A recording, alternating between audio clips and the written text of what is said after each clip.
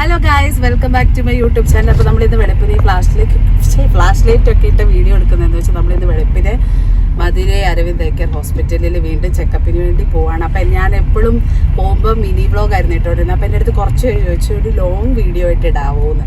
അപ്പോൾ അങ്ങനെ ഒരു ലോങ് വീഡിയോ എടുക്കാമെന്ന് ഞാൻ ഓർത്തു. അപ്പം നമ്മളിന്ന് പോവാണ്. അങ്ങനെ 4:30 ആകുമ്പോൾ പുറപ്പെടാമെന്ന് പറഞ്ഞ് നമ്മൾ 5 മണിയായപ്പോൾ പുറപ്പെട്ടു. അപ്പോൾ ബാക്കി പോകുന്ന വഴി കാണിക്കാം. ഓക്കെ, ഇതെൻ്റെ ചേച്ചി കേട്ടോ, ആള് നാട്ടിലില്ല, ആള് എബ്രോഡാണ്. അപ്പം ഞങ്ങൾ ചുമ്മാ അവളെ വിളിച്ച് ഇങ്ങനെ വീഡിയോ കോൾ ചെയ്ത് സംസാരിച്ചുകൊണ്ടിരിക്കുകയായിരുന്നു. അപ്പോൾ നമ്മൾ എന്നും മധുരയ്ക്ക് പോകുമ്പോൾ കരുണാപുരത്ത് ഈ ഒരു പള്ളിയുണ്ട് കേട്ടോ. അപ്പോൾ അവിടെ വന്ന് എല്ലാ തവണ നമ്മൾ നേർച്ചയിടും. അപ്പോൾ അത് മിന്നു ഇങ്ങനെ അവൾക്ക് കാണിച്ചു കൊടുക്കുമായിരുന്നു പള്ളിയും കാര്യങ്ങളും. എന്നിട്ട് നമ്മളിങ്ങനെ പോകുമ്പോൾ ദേ സൂര്യൻ ഇങ്ങനെ ഉദിക്കാൻ വേണ്ടി തുടങ്ങുന്നുണ്ടായിരുന്നു. അങ്ങനെ നല്ല രസമായിട്ട് ഈ സൂര്യൻ്റെ റേസിംഗ് അടിക്കുമ്പോഴത്തേക്കും ഒരു നല്ല മഞ്ഞ കളറ് വരില്ലേ, അതെനിക്ക് ഭയങ്കര ഇഷ്ടം കേട്ടോ. ഹായ് ഗായ്സ്, നമ്മളിന്ന് ചായ കുടിക്കാൻ വേണ്ടി നിർത്തിയേക്കാം. നമ്മൾ ഇന്ന് വരുന്ന കടയിലാണ് വന്നേക്കുന്നത്. പക്ഷേ ഇന്ന് ഈ കടയിൽ കുറച്ച് തിരക്കുണ്ട്. സാധാരണ ഈ കടയിൽ എപ്പോൾ വന്നാലും ഇവിടെ വണ്ടി നിർത്തി ഇവർ ഇറങ്ങി കഴിഞ്ഞിട്ട് എന്നെ വിളിക്കും. കാരണം ഞാനിങ്ങനെ നല്ല ഉറക്കമായിരിക്കും. ആദ്യമായിട്ടാണ് ഇവിടെ ഞാനിങ്ങനെ ഉണർന്നിരുന്ന് വരുന്നത്.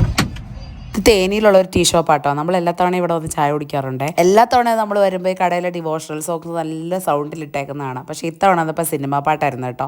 കാരണം എന്താണെന്ന് വെച്ചാൽ നമ്മൾ നല്ലപോലെ ലേറ്റ് ആയിരുന്നല്ലോ. അപ്പോൾ അവരുടെ ഡിവോഷണൽ സോങ്സ് മാറി സിനിമ പാട്ടിടുന്ന സമയമായിട്ടുണ്ടായിരുന്നായിരിക്കാം. ഏതായാലും ഇത്തവണ എന്നെ പെണ്ണി തൊലച്ചെന്നൊക്കെ പറഞ്ഞിട്ടൊരു പാട്ടായിരുന്നു. എനിക്ക് കോപ്പിറൈറ്റ് കിട്ടുമോയെന്ന് അറിയത്തില്ല, എന്നാലും അതവിടെ കിടക്കട്ടെ.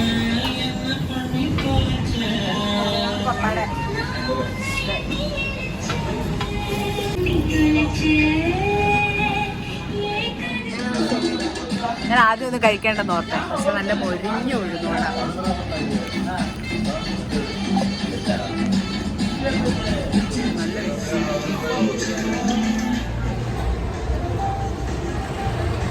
ഇതാണ് നിങ്ങൾ ചോദിക്കുന്ന എൻ്റെ അച്ഛൻ.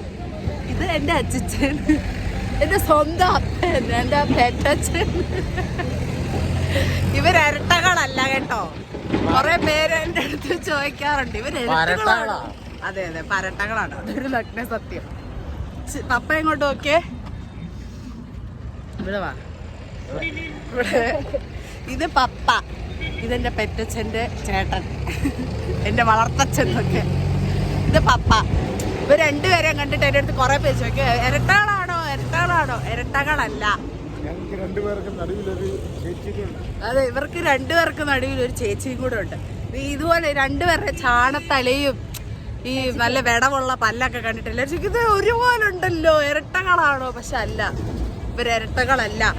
ഇതേ ചാണത്തലയും ഇതേ പല്ലും താടിയില്ലായ്മയും താടി ഉള്ളതും ഒക്കെ ആയിട്ട് വേറെ 4 പേരും കൂടെ ഉണ്ട്. ഗായ്സ്, അപ്പൊ നമുക്ക് പോകാം. സമയം കുറെ ആയി. ഇനി മാത്രമേ നമുക്ക് വിളിക്കാനുണ്ട് അവിടുന്ന്.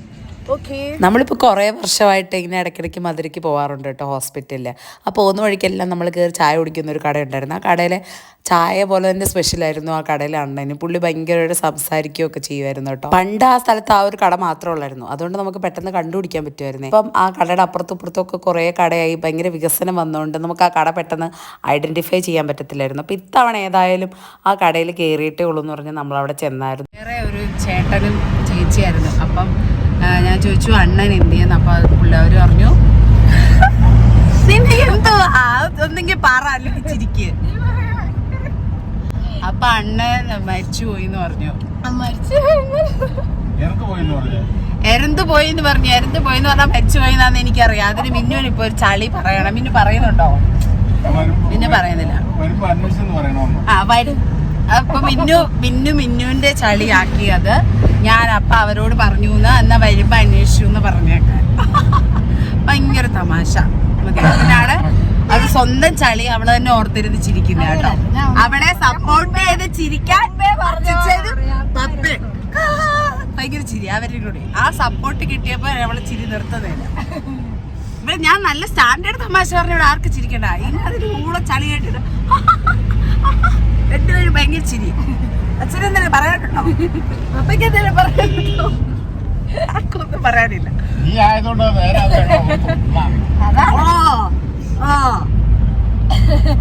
അപ്പൊ നമ്മള് ചായയൊക്കെ കുടിച്ചു.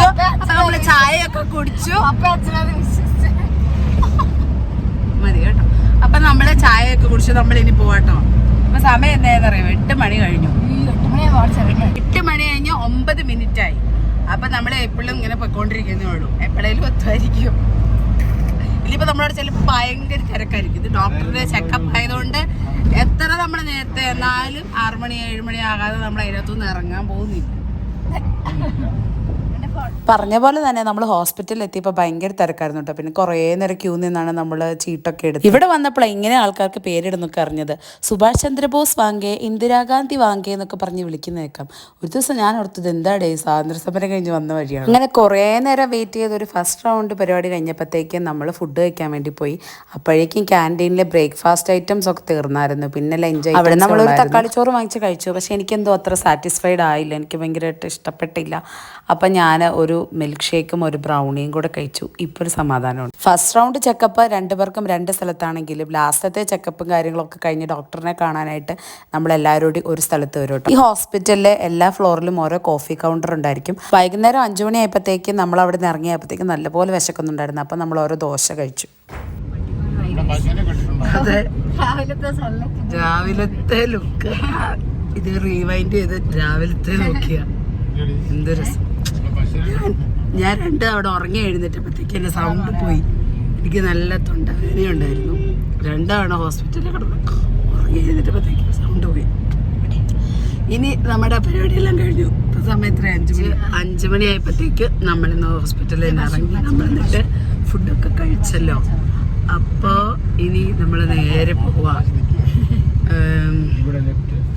എന്നാ ഇപ്പം പറയാം, ഇനി നെക്സ്റ്റ് മന്ത് വന്നാൽ മതി. ഓക്കേ.